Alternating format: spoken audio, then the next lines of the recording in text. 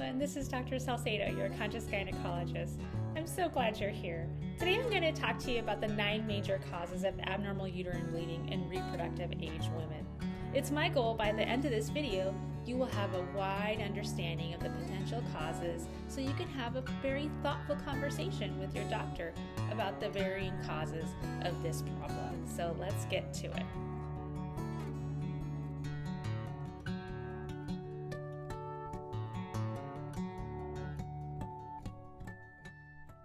Abnormal uterine bleeding is the biggest reason why women seek gynecologic care in the United States. So many women suffer silently with this problem, and if they have a general understanding about what might be causing their particular concern, it could help greatly when they discuss their problem with their doctor. The American College of OBGYN in 2012 adopted the FIGO classification system of abnormal uterine bleeding called PALM-COEN. PALM-COEN's a really great acronym for us doctors to remember all the varying causes of abnormal uterine bleeding. PALM is an acronym, PALM, for the structural causes of abnormal uterine bleeding. And COEN is another acronym, COEIN, for the non-structural causes of abnormal uterine bleeding. First, P for polyp. A polyp is a collection of glandular cells found in the lining of the uterus that can cause irregular bleeding. Sometimes it can cause heavy periods, sometimes it can cause painful periods, and sometimes it can actually cause bleeding in between your periods or bleeding with sex.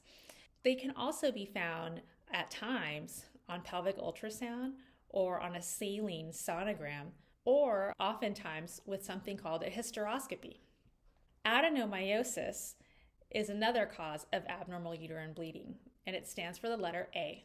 It's an inflammatory state of endometrial cells, or cells of the lining of the uterus, that somehow migrate into the muscle of the uterus, and it can actually cause very painful and heavy periods.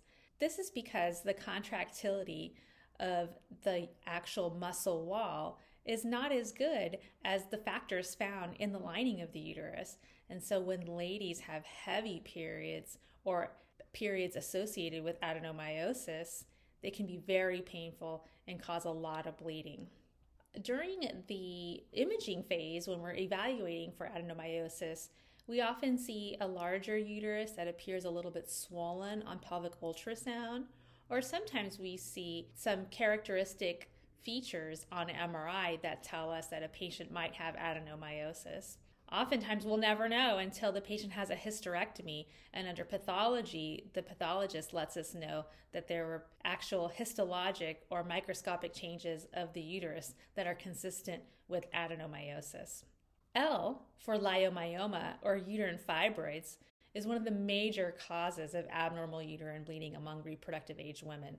Fibroids are a collection of whorled smooth muscle that turn into spherical structures that can be found on the surface of the uterus, pedunculated off of the surface of the uterus, within the wall of the uterus, or even in the lining of the uterus. Research shows that they can be associated with genetic, but also similar inflammatory factors that are seen with atherosclerotic disease or cardiovascular disease. They can cause pelvic fullness, painful periods, or even heavy periods. We're able to find them on pelvic ultrasound, a really good physical examination using our hands, or MRI. M for malignancy. This is the last component of the PALM part of the structural acronym.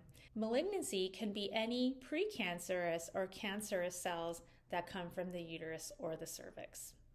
Now we're going to go to the non-structural causes of abnormal uterine bleeding, the COEN part of the acronym.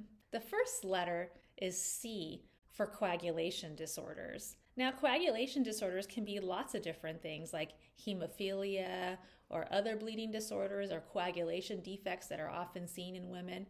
And usually these disorders are found and are often present at the very first period when a woman will actually require emergency medical care because she's bleeding so heavily at that first period.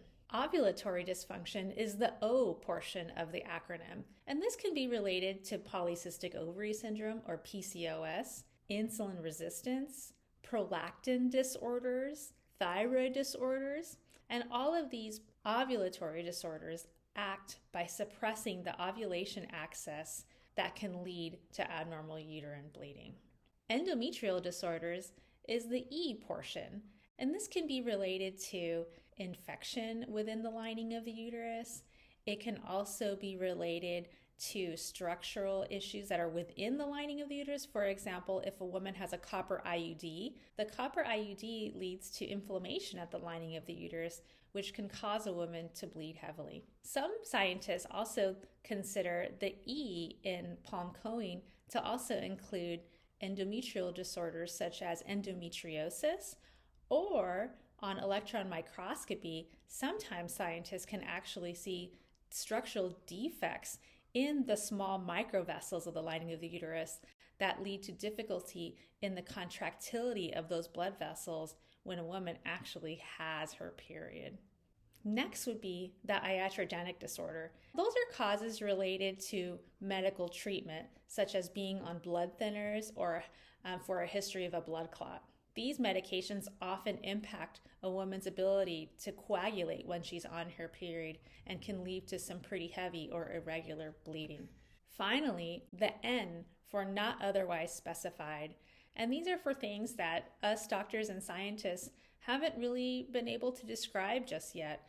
And some of the major experts in abnormal uterine bleeding believe that endometriosis belongs in this category as well.